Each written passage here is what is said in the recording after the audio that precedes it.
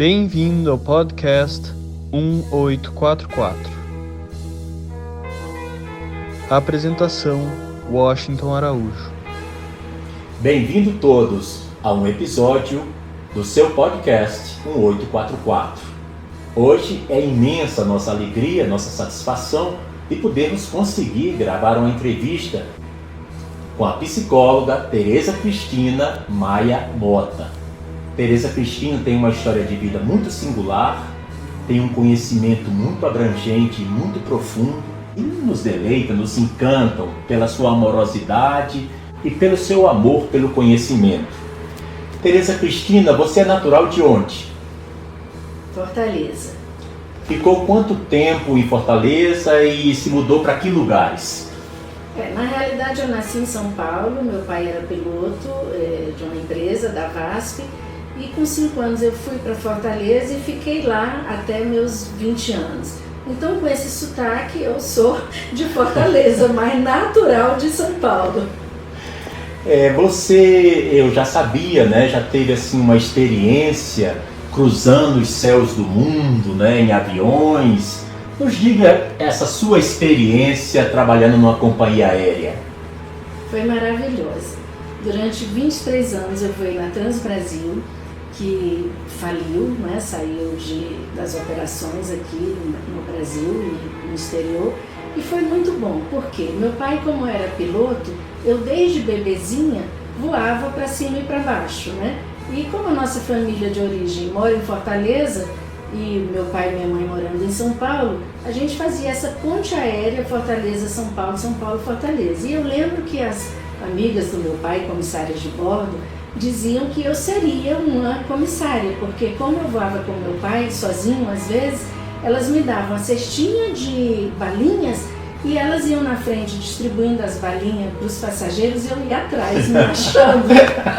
Então, eu acho que essa história de profecia autorrealizadora funcionou. E quanto tempo você ficou trabalhando nessa área?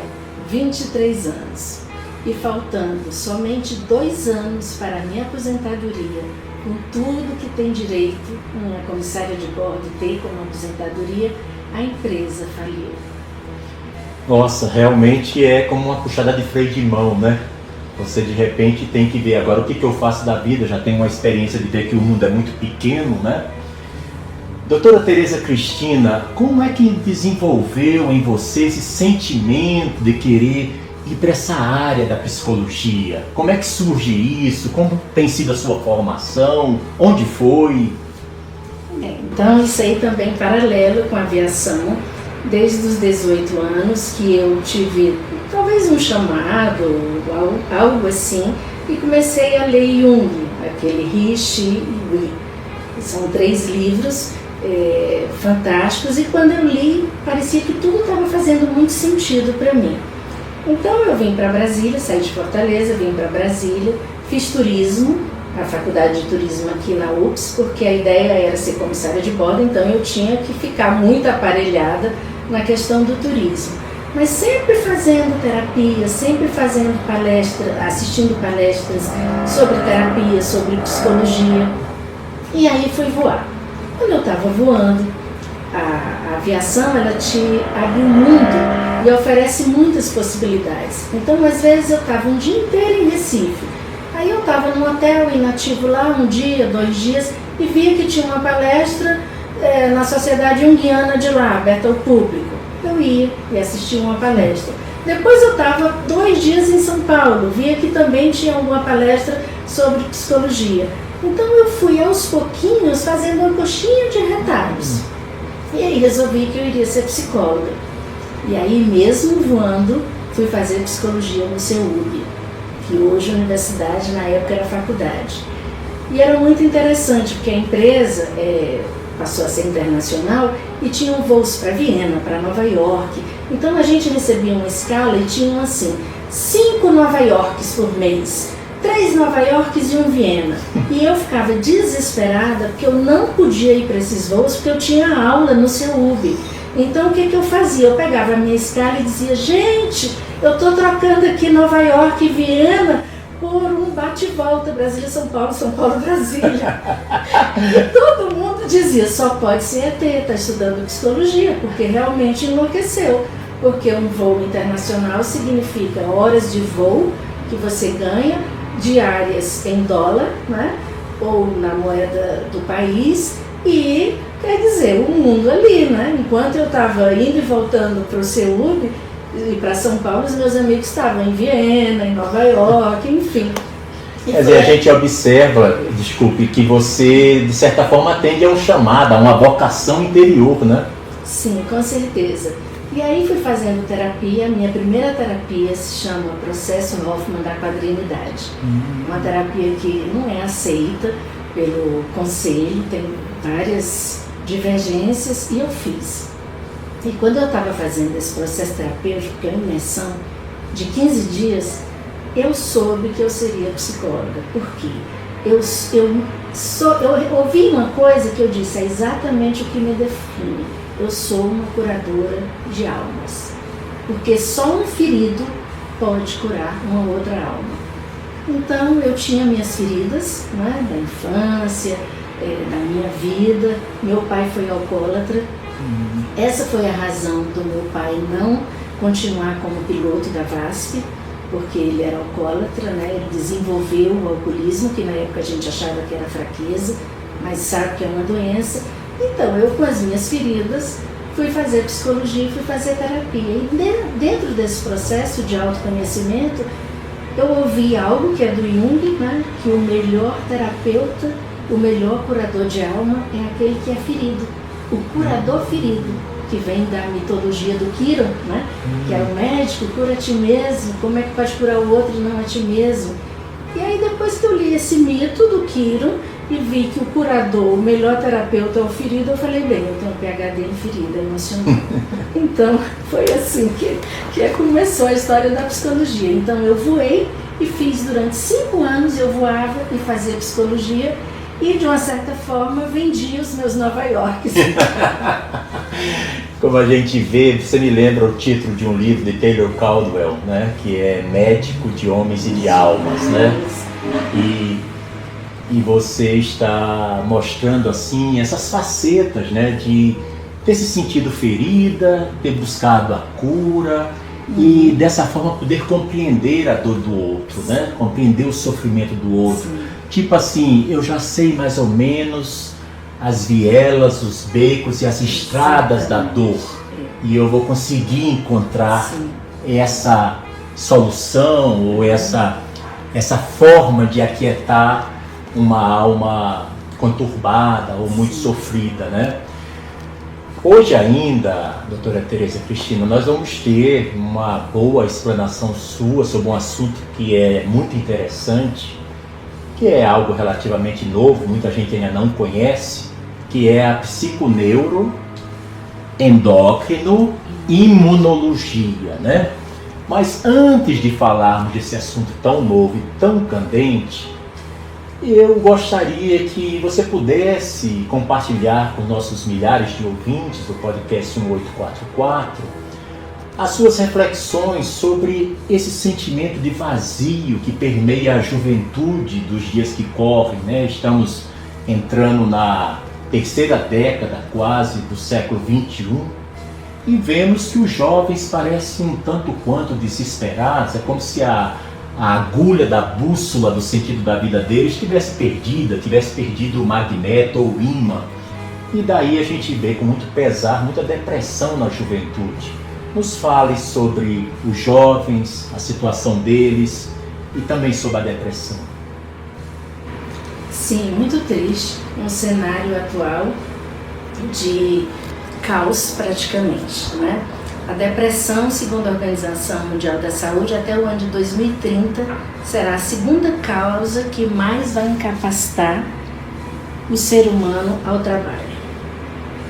Isso o adulto. O jovem, a gente está vendo também que eles não estão trabalhando, mas também não conseguem mais estudar e levar adiante os seus sonhos. É muito sério o que está acontecendo, é mundial, não é um fenômeno nacional. O suicídio, a depressão juvenil é algo que está preocupando toda a sociedade médica, toda a sociedade psiquiátrica e toda a sociedade como um todo. Como eu vejo, eu não atendo jovens, os meus atendimentos são para pessoas acima de 18 anos, né? Mas o que eu vejo de alguns pacientes que já passaram por mim, que tiveram filhos com muita depressão. O primeiro fator, hoje, eu vejo como a família. A família está muito desagregada.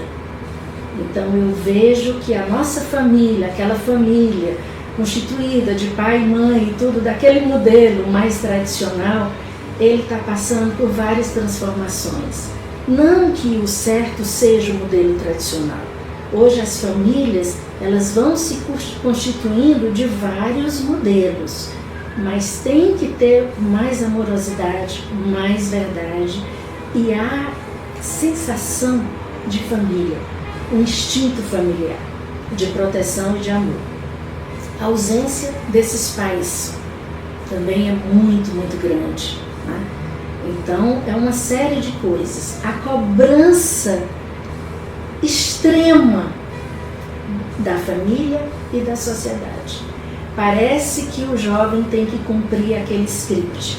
Eu tive alguns poucos jovens que eu atendi, um caso muito interessante, que ele tinha que ser médico porque desde o avô tinha tentado ser médico e não conseguiu, o pai tinha tentado ser médico e não conseguiu, e quando esse pai teve esse filho, ele disse: filho, você vai ser médico, porque é um sonho muito grande da nossa família. E esse filho era muito inteligente, ele gravava a aula toda na cabeça, aula de matemática, ele quase não tinha caderno, anotava de tão inteligente que ele era. E o médico, os pais disseram: você tem tudo para ser médico, olha como você é inteligente. E ele não queria ser médico, mas terminou que ele não teve a coragem suficiente, nem estava em terapia, para dizer não aos pais e não ser médico. E ele foi médico. No terceiro ano, ele teve uma crise de pânico. E chegou a mim com essa crise de pânico, por essa ciência psiconeuroimunologia. E a pedido de uma mãe que eu já tinha atendido, da mãe dele, e falando para ele: quem sabe você não escolhe outra coisa? Ele: não, mas eu tenho que honrar esse sonho não sonhado, não vivido, não realizado da minha família. E aí ele se forma em medicina, cheio de problemas, e depois ele queria ser oftalmologista. E a família disse: oftalmo? Oftalmo não, porque não precisa de muita inteligência para ser oftalmo, você vai ser um neurocirurgião. E ele chega a ser neurocirurgião, e ele pede uma licença, e hoje é algo que teve uma depressão profunda, teve vários transtornos psicológicos e psicossomáticos. Então hoje ele é formado em medicina e em neurocirurgião, mas ele perdeu muito do sopro divino da vida, né? Do ânimo, do vigor, do né? Ânimo, talvez do vigor. Da qualidade de vida, então, né? Casos como esses são muitos, né? Meu filho tem 21 anos e meu filho estudava numa escola aqui em Brasília, uma escola muito boa, e eu via os pais mais ou menos cobrando os filhos: você tem duas chances, ou você vai ser médico ou você vai ser advogado. Como se para aquela inteligência toda do filho só existissem ali os dois caminhos. O que acontece com uma pessoa dessa? Ela vai entrar em ansiedade, ela vai se sentir deprimida, e ela vai ter vários e vários problemas psicológicos. Doutora Tereza Cristina, uma pergunta que me fazem e que eu acho que essa é a pessoa mais habilitada a dar uma resposta, um conselho, né? Muitos jovens, quando entram na faculdade hoje em dia, já entram com 17 ou apenas 18 anos. Qual seria o método adequado para ele poder escolher o seu curso superior, descobrir a sua vocação? O que você nos falaria sobre isso? Isso é bem interessante, e a proposta da mudança educacional no Brasil e no mundo é muito grande. Então a gente está passando aí por grandes transformações educacionais.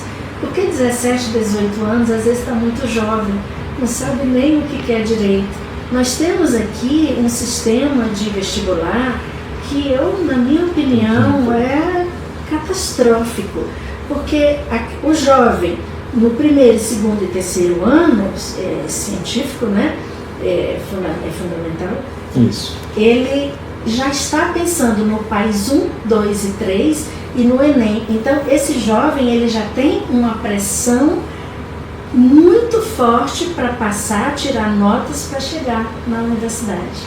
Então, eu acho que o nosso sistema educacional precisa de muitas mudanças, precisa de psicólogos, de médicos, de muita gente, sociólogos, de muita gente trabalhando para realmente ter uma mudança, porque é uma força muito grande para alguém que está em desenvolvimento ainda.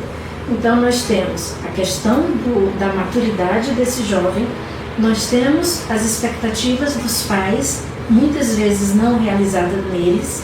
Muitas vezes esses pais estão com muito medo que esse filho não consiga ter uma boa profissão para ganhar dinheiro. Então, ele está fazendo uma pressão porque na realidade ele quer que o filho viva muito bem, mas esse muito bem muitas vezes está relacionado à condição monetária, à condição financeira. E poucos pais, talvez, pelo menos na minha experiência, olham para o filho e perguntam: o que você gosta de ser? Onde é que teu coração bate mais forte? Né? Qual é a sua habilidade? Eu notei que você gosta muito disso. Vamos tentar fazer isso, mesmo que isso não esteja dentro do script do que é ser bem-sucedido hoje para a nossa sociedade brasileira, que é alguém que passe num concurso, ou que seja um grande profissional e que ganhe dinheiro.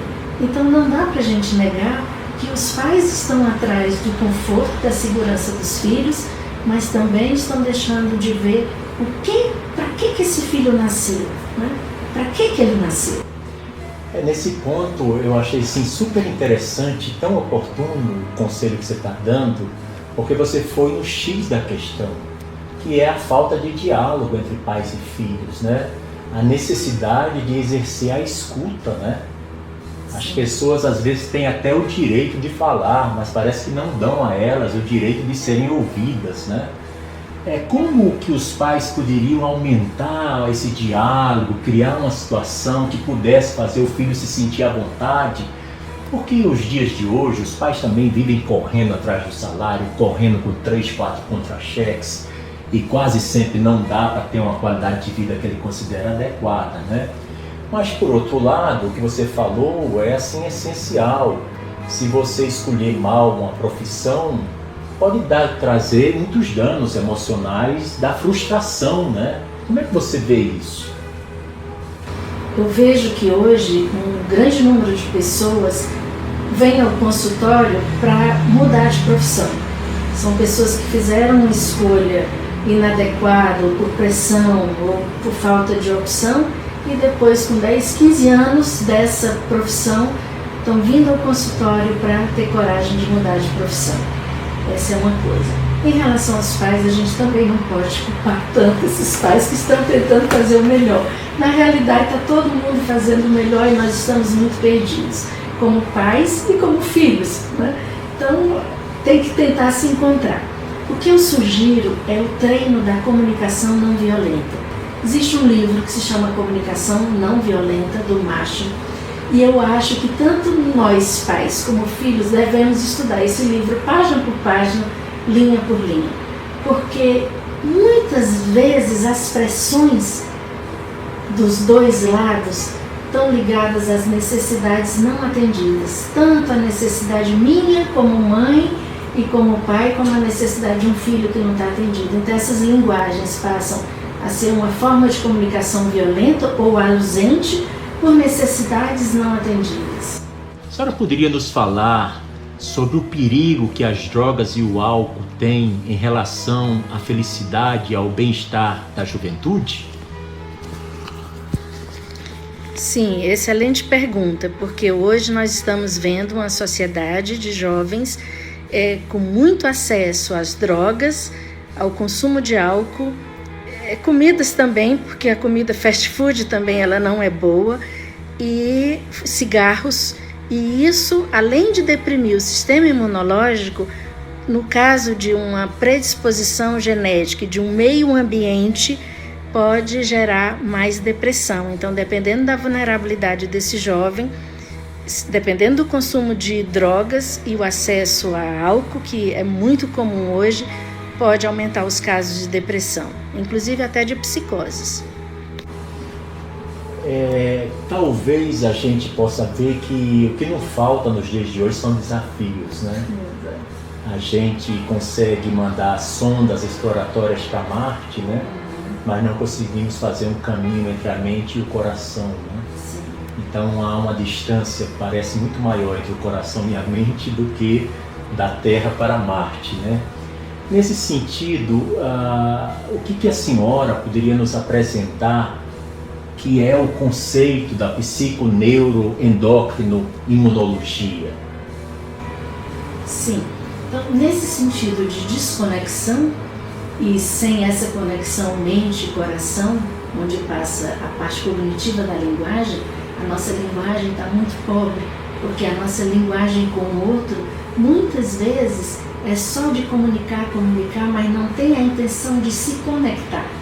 Então, nesse contexto todo, há o adoecimento. Então, estamos numa sociedade também que não é nacional, é planetário, doente, onde o maior índice de depressão, de ansiedade, de vários transtornos psicológicos, hoje é uma realidade.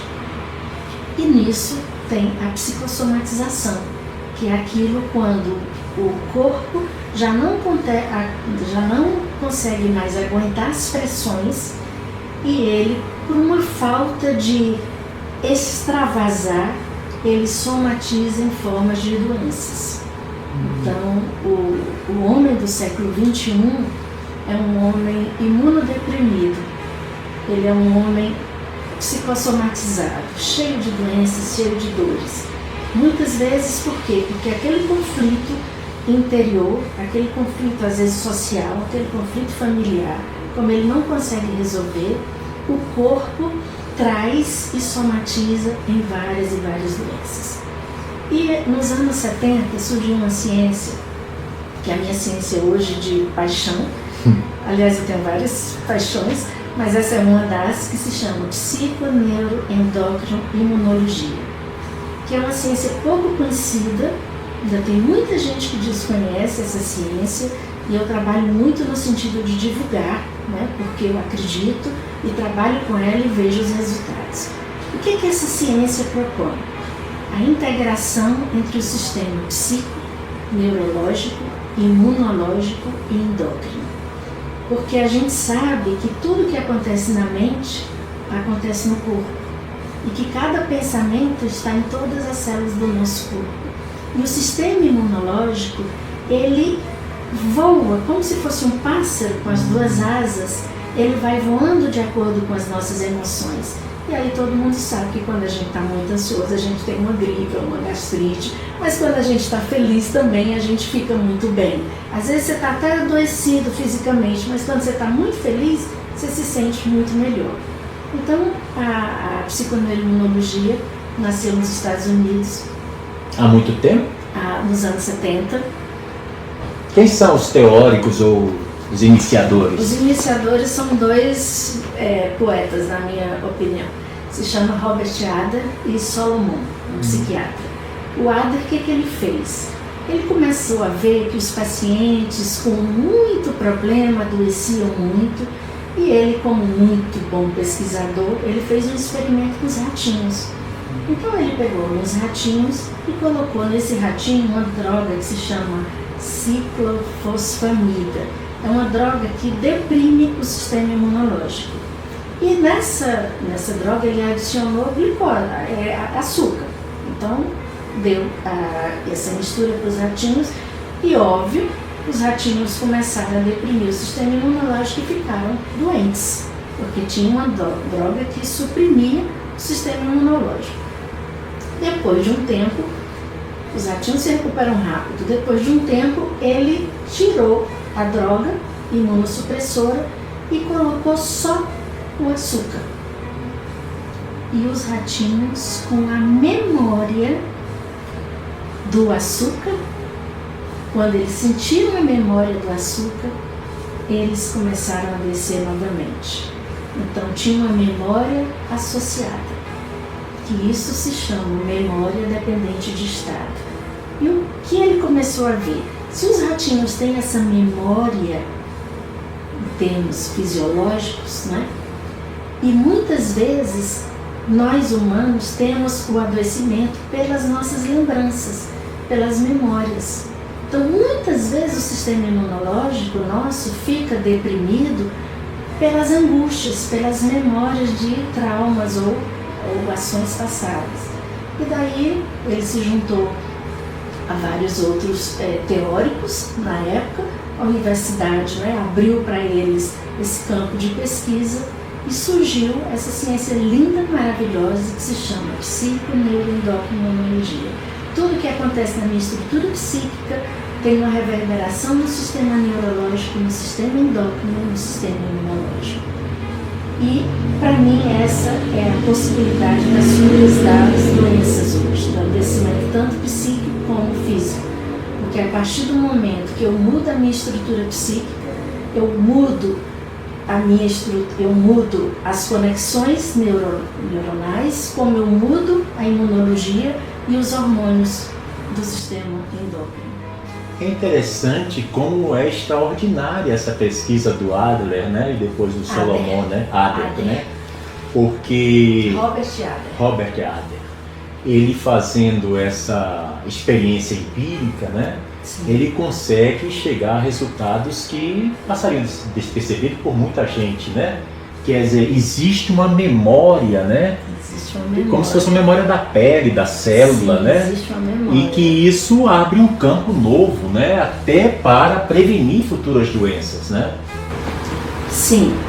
Agora, nós já sabemos que desde os primórdios que todos os filósofos, os profetas, os médicos, todo mundo já falava que corpo e mente é uma coisa só, né? Então, o que o Adler fez foi sistematizar e colocar como ciência, porque a ciência ela precisa passar por várias fases, ela precisa de várias pesquisas, fase 1, fase 2, fase 3, então ela precisa ser sistematizada. Mas isso é uma verdade que sempre existiu. Uma pergunta também, eu observo assim o seu conhecimento de procurar, né, as causas, né, dos problemas que afligem as pessoas. Afinal de contas, parece que a grande epidemia do século XXI é a angústia e a solidão, né? E isso sem dúvida deve enfermar, né? O que você poderia nos falar sobre como um jovem, um adulto, um ancião poderia trabalhar a questão da luta contra a angústia e a solidão?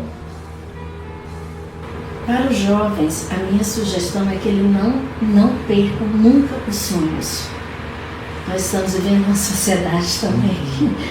E aí seriam outras questões, mais política, economicamente. Então, são muitas coisas que no jovem, pelo menos o jovem aqui do nosso país, enfrenta, né? Falta de emprego, uma desesperança muito grande, né? Então tem muita coisa nessa questão. Eu acho que a gente tem que investir também em uma forma diferente de educar. E o jovem precisa da espiritualidade.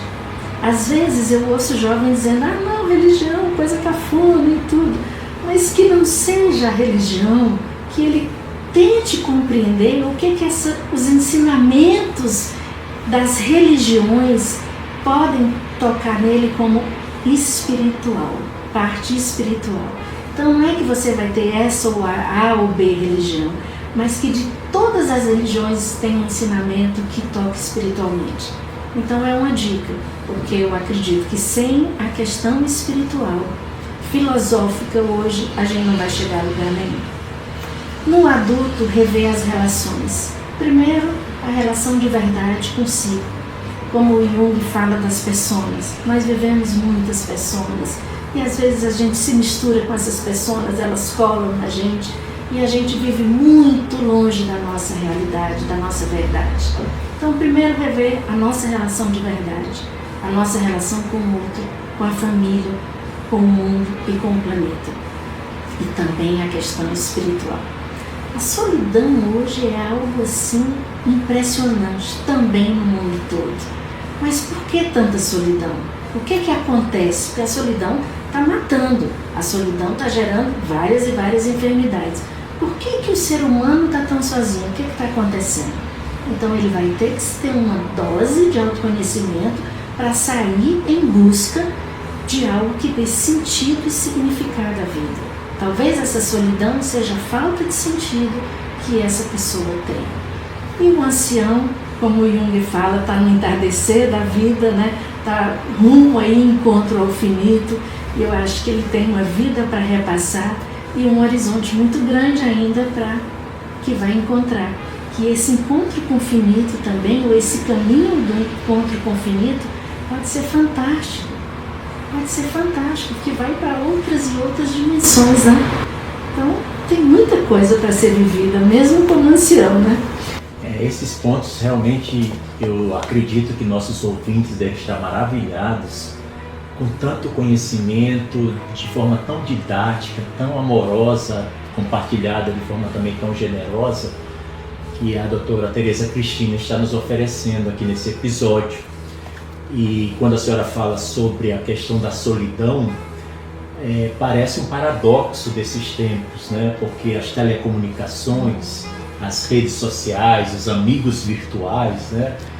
Eu estou nos 60 anos, sou de um tempo em que você podia contar os amigos numa mão ou no máximo 2 mãos. Hoje a pessoa está no Facebook e tem 5 mil amigos, aí cria outro perfil e tem mais 5 mil, porque o limite é 5 mil. Minha mãe disse uma coisa muito engraçada. Uma vez alguém comentou a ela, o Tom tem 5 mil amigos no Facebook. Aí minha mãe riu e disse, mas se escrever os 5 mil, talvez não dê 1. Então, essa relação de verdade que a senhora está falando, né, é como a gente quer projetar a vida que nós gostaríamos de ter nas nossas redes sociais, né? Então tem gente que tira foto da comida, da roupa, tira foto de encontrar alguém na rua, de estar celebrando num jantar, num almoço, né, numa atividade qualquer, e parece que aquilo é a sua vida, né? Quando às vezes a sua vida é um vazio sem fim, né? É algo muito profundo, porque não atende às suas expectativas, não faz com que ela encontre o seu sentido, né? O que eu faço no mundo, aquelas questões existenciais, de onde vim, para onde vou, quem eu sou, né? Então, doutora Tereza Cristina, eu sei que a senhora é uma Bahá'í, e eu gostaria que a senhora nos falasse, uma grande parte dos ouvintes do 1844 são Bahá'ís, como é que se deu o seu encontro com Baha'u'lláh? Bem, o encontro, como sempre, todo encontro é místico, né? Todo encontro espiritual é místico. Mas foi através de uma grande amiga que se chama Maniji, que é uma manijikiana, que é uma Bahá'í iraniana, e ela conheceu uma grande amiga minha num jantar, num chá desses de amigas. E ela foi apresentar a fé Bahá'í para essa grande amiga minha.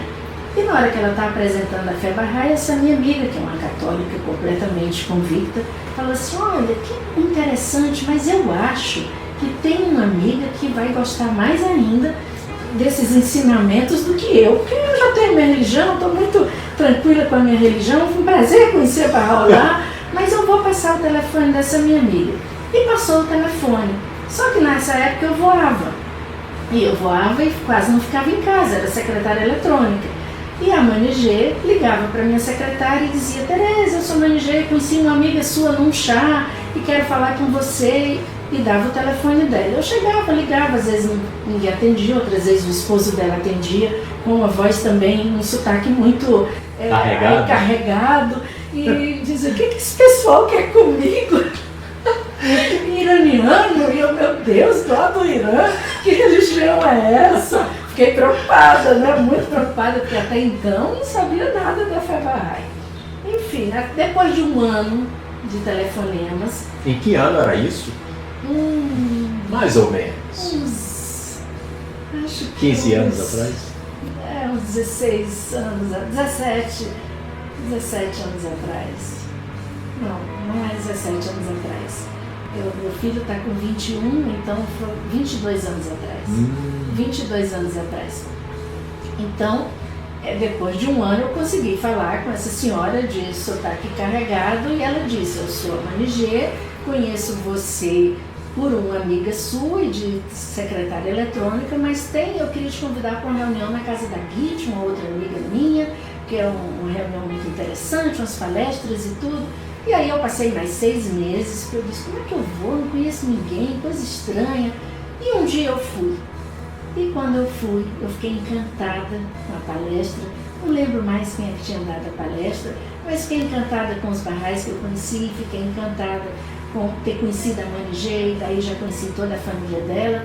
E como Freud e Jung conversaram durante anos, né, várias cartas, eu e ela, acho que na primeira vez que a gente se encontrou, a gente ficou quase 9 horas seguidas num café, e não dá para almoçar em casa, não dá para jantar, e a gente ficou conversando, e eu realmente fiquei muito encantada por essa nova amizade e essa nova religião que estavam me passando. Não sou profunda na fé Bahá'í.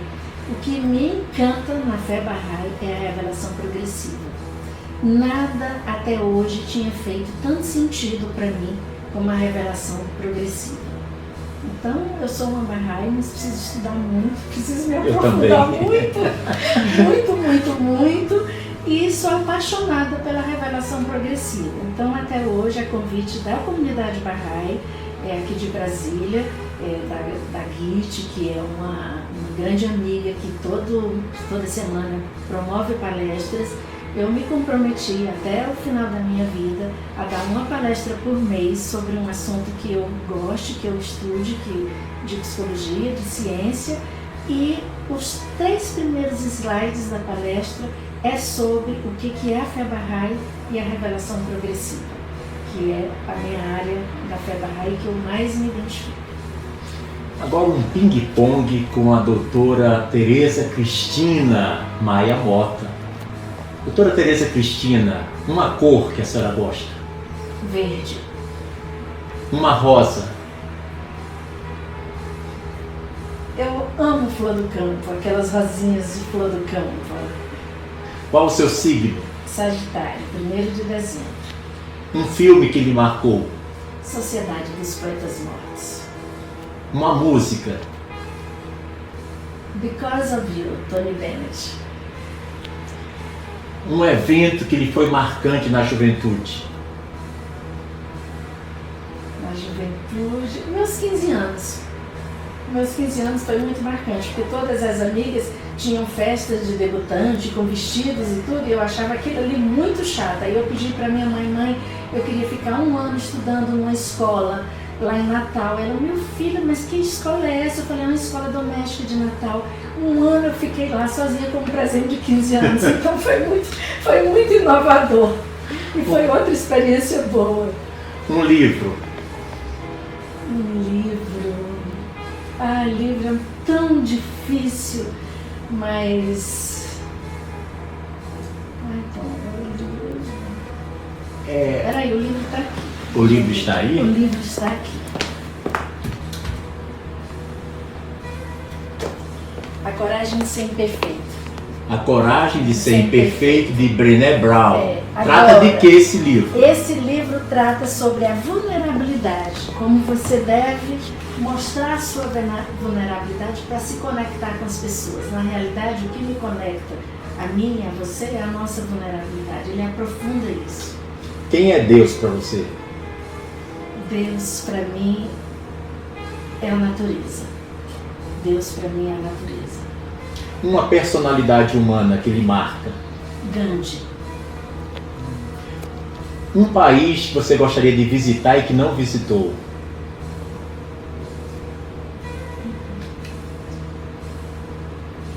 Bem, um país... Nós podemos inverter. Um país que você visitou e que adorou fora o Brasil? Escandinávia. Toda a Escandinávia, Dinamarca, Noruega, Suécia. Um país... Eu conheci muitos países, mas agora eu não lembro qual que eu teria um que eu gostaria de ir. Colômbia. Colômbia, não fui a Colômbia ainda. Agora vamos um pouco para assuntos mais próximos, né? The Beatles ou Rolling Stones? The Beatles. Chico Buarque ou Caetano Veloso? Caetano. Funk ou MPB Bossa Nova? Bossa Nova.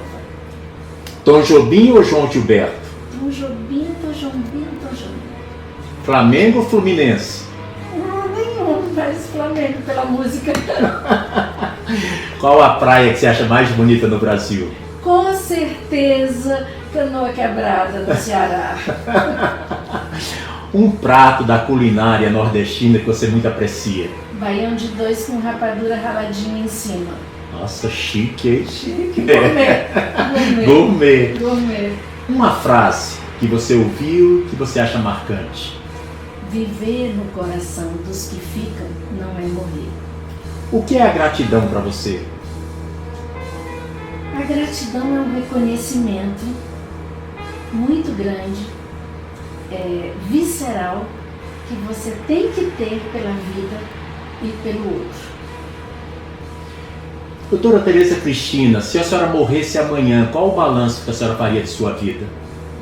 Eu vivi bastante, eu não tenho medo de morrer, inclusive já comprei o meu túmulo no cemitério, porque todas as pessoas acham que isso é um absurdo, mas eu acho que a gente tem que se preparar para a morte como se prepara para a vida, para o dia a dia.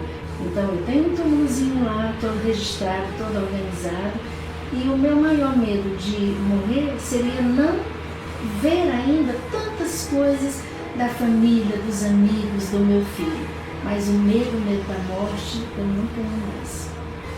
Agora, para finalizar nossa entrevista do episódio especial aqui do podcast 1844, qual a sua receita para permanecer sempre bela, jovem, feliz, serena e transmitir tanto amor e tanto carinho? Não sei qual é a receita. O que eu faço é trabalhar muito. Agora, bela, jovem, aí fica por você. Eu trabalho muito, eu amo estudar, eu amo o que eu faço, eu amo ser psicóloga, eu amo o encontro com a alma humana. Eu sempre digo que eu sou PhD em dor, então eu sou muito familiarizada com essa dor humana e isso me mobiliza.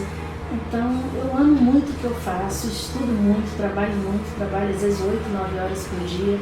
Estou sempre estudando, termino um curso, começo outro para aprender. Acho que nunca a gente está pronta, então deve ser isso, deve ser a paixão pela psicologia, que é um casamento na minha vida.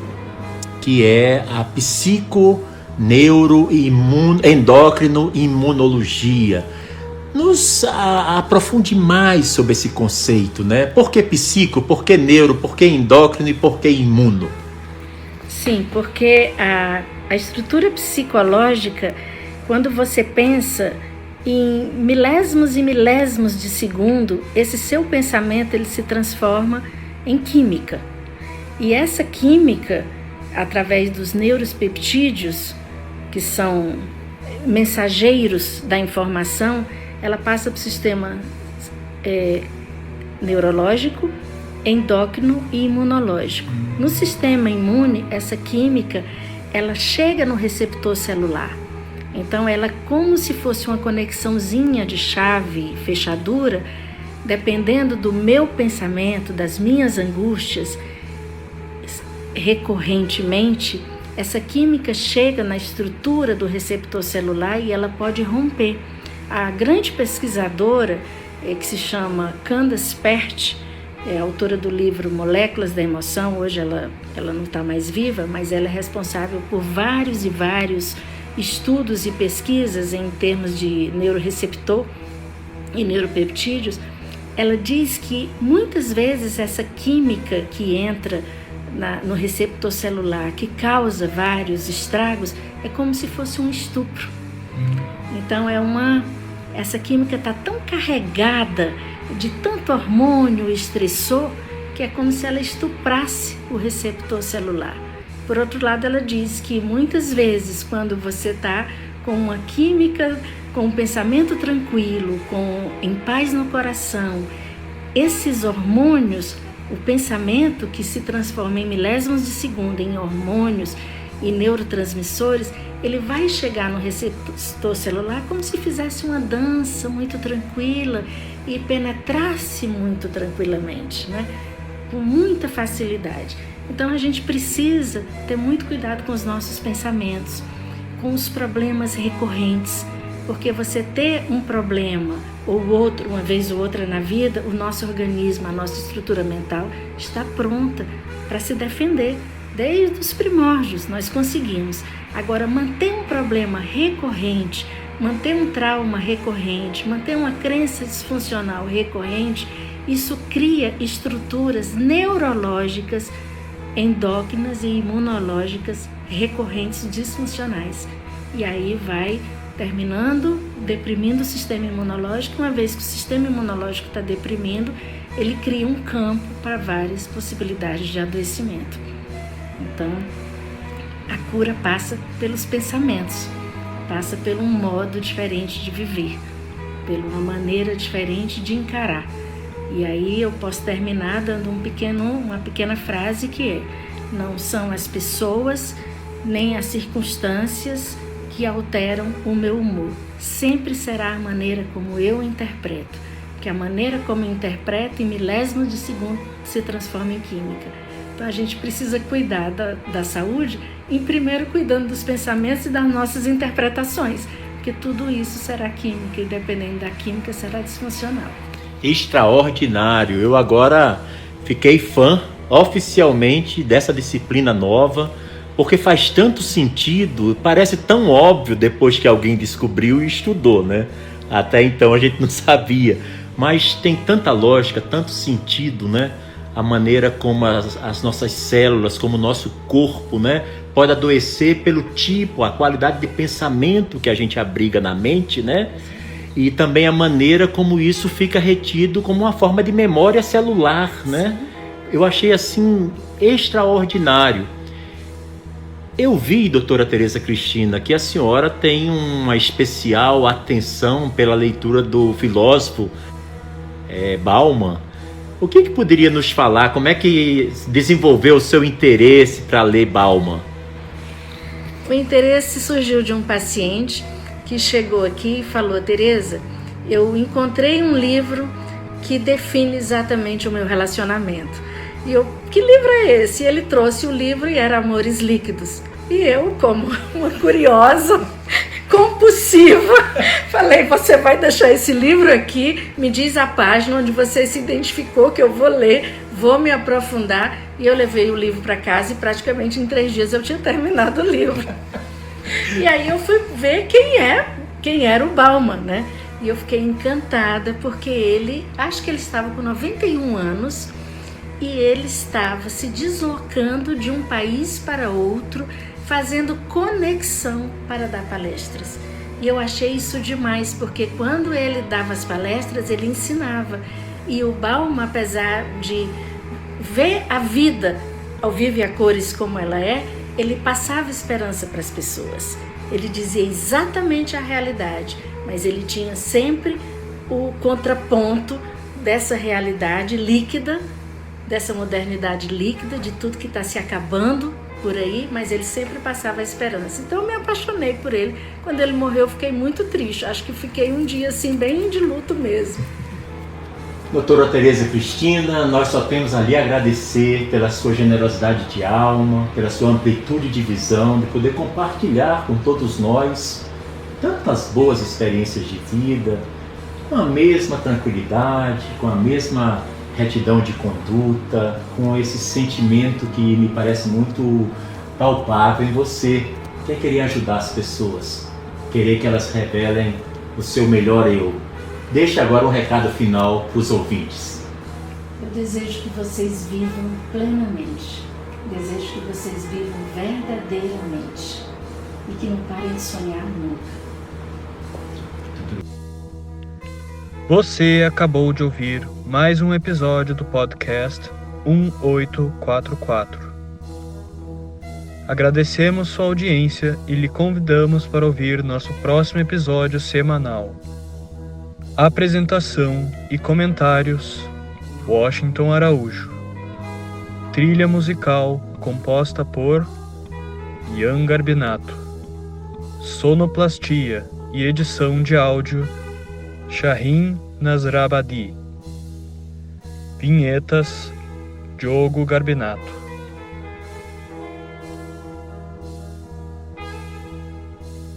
Contatos com a produção para comentários e sugestão de temas podem ser feitos através do e-mail podcast1844@gmail.com.